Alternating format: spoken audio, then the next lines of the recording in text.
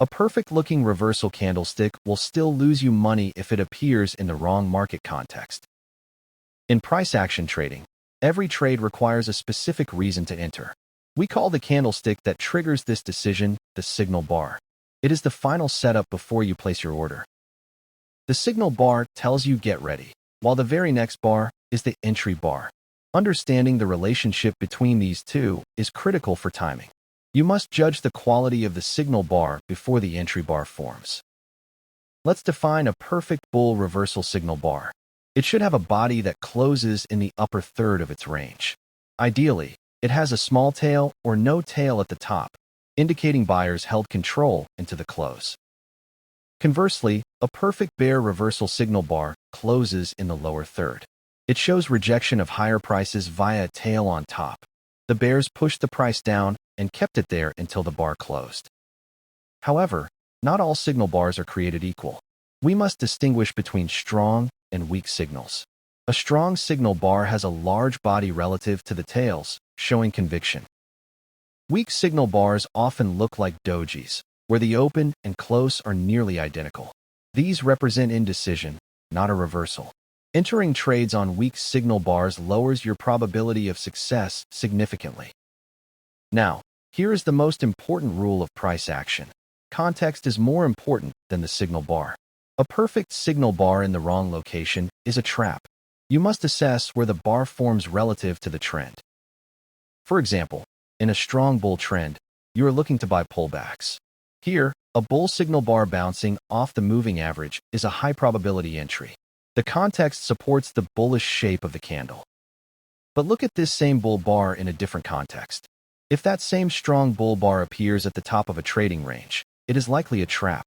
Traders will sell that high, betting on a reversal back down. This leads us to the concept of second entries. Often, the first signal bar in a counter-trend move will fail. Smart traders wait for the market to try to reverse twice before entering. If a signal bar is weak, do not enter on a limit order. Wait for a second signal or a strong breakout. Trying to pick tops and bottoms with weak signals is how most beginners blow their accounts. Let's discuss the entry bar. This is the bar that forms immediately after the signal bar.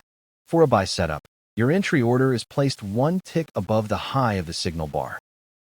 If the next bar does not trade one tick above your signal bar, the trade is not triggered. This filter protects you from entering if the market doesn't confirm your read. Never just mark it in because the bar closed. In a strong trend, the signal bar does not need to be perfect.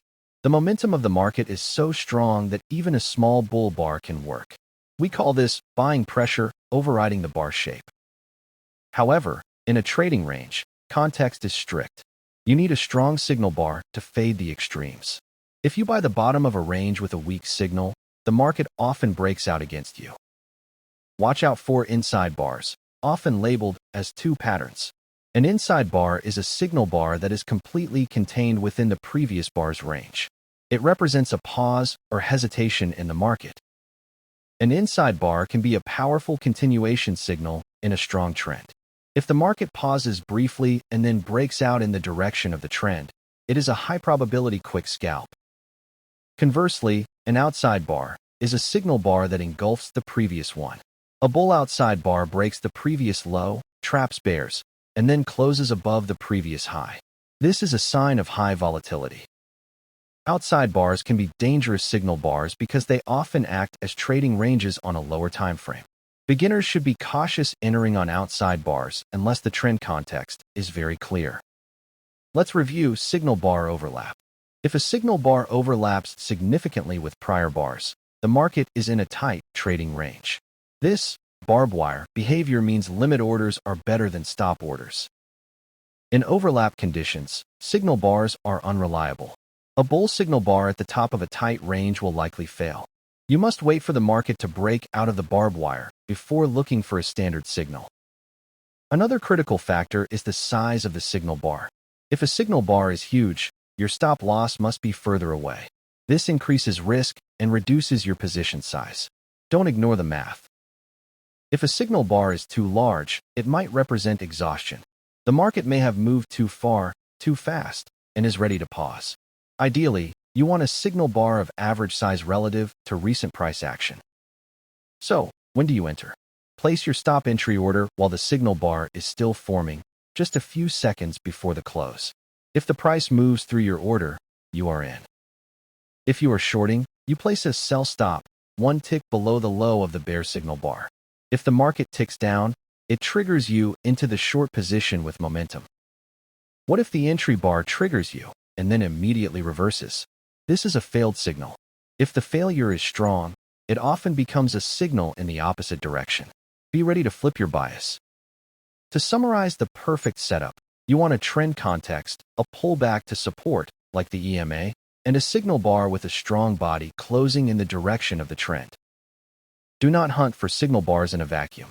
A hammer candlestick means nothing in the middle of a tight trading range.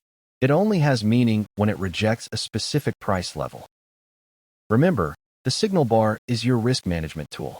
Your initial protective stop goes on the opposite side of the signal bar. If the market takes out the other side, the setup has failed. As you practice, focus on the close of the bar. The close tells you who won the battle. Bulls want the close near the high. Bears want the close near the low. Tails indicate failure. Mastering signal bars takes time. Start by identifying them on historical charts. Look for the best trends, find the pullbacks, and study the shape of the bar that ended the pullback. In the next video, we will discuss setups versus signal bars in more depth and how to count legs, high 1, high 2, to increase your probability even further. Context always overrides the shape of the signal bar.